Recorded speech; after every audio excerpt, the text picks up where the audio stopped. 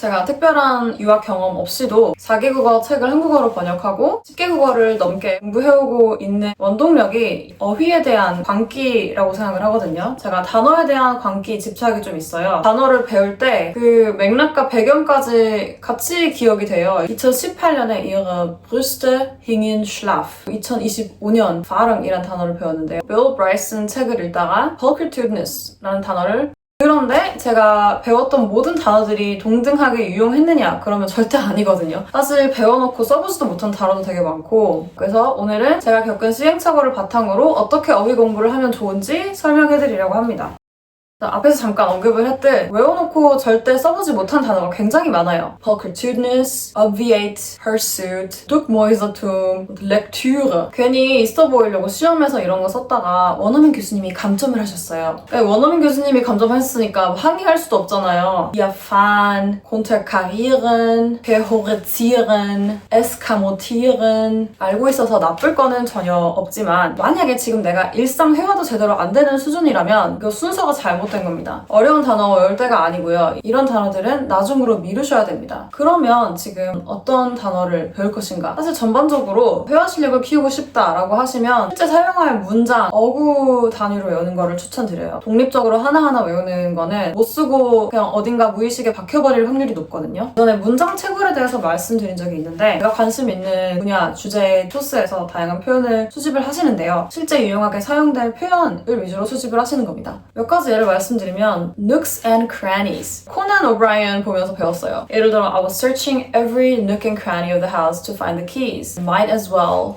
since the movie doesn't start for an hour, we might as well grab a coffee. 근데 might as well 떼놓고 보면 다 아는 단어들이잖아요. 그래서 우리가 무의식적으로 넘길 수가 있는데 사실 이런 표현들이 나의 표현력을 정말 풍부하게 해줍니다. 비슷하게 let alone, he doesn't have money to buy lunch, let alone pay for a vacation. Zur Abwechslung mal, wie wäre es mit Duschen? Zur Abwechslung mal. Ich schweige den. Es kommt drauf an, ausgerechnet. ausgerechnet an meinem Geburtstag. 이런 표현 위주로 문장까지 만들면 더 좋고요. 정리를 하셔서 계속 사용을 하는 연습을 해보셔야 돼요.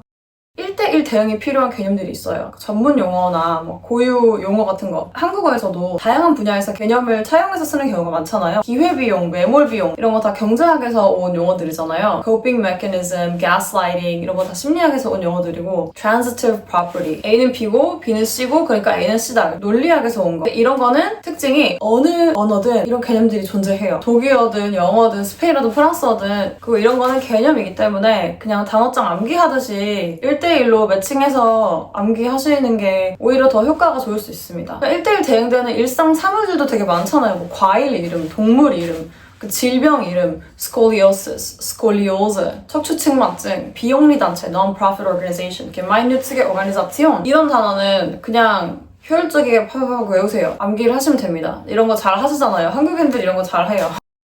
자, 그리고 혼잣말 하는 방법에 대해서 짧게 말씀을 드리고 싶은데 저는 무조건 진짜 단어 외운 첫날부터 말을 해봐야 된다고 생각을 해요. 당장 쓸 상황이 없다, 내 주변에 외국인도 없다, 그냥 혼잣말 하시면 되고 상황극을 만들어서 혼잣말 하시면 됩니다. 제가 요새 아프리칸스어로 많이 하는 건데요. Je verdient en je lichaam goed te voelen. Sky blij of beklei. Opties. Sky blij of beklei.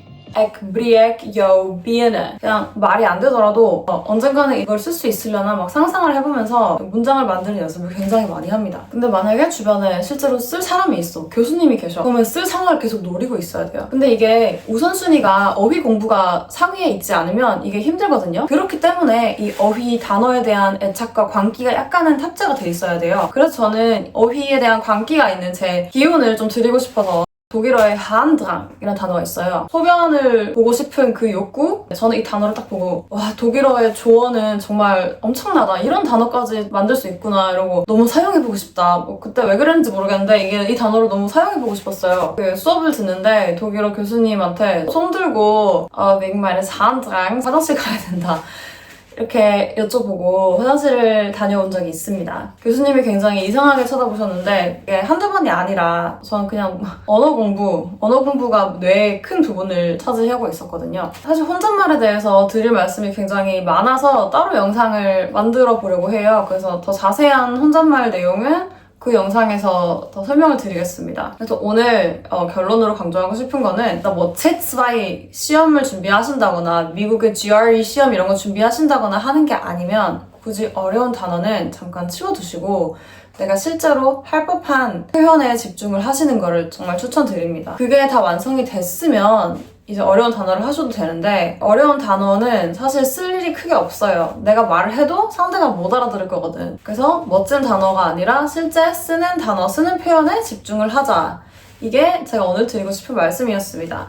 그러면 언어 공부 화이팅 하시고 다음 영상에서 뵙겠습니다.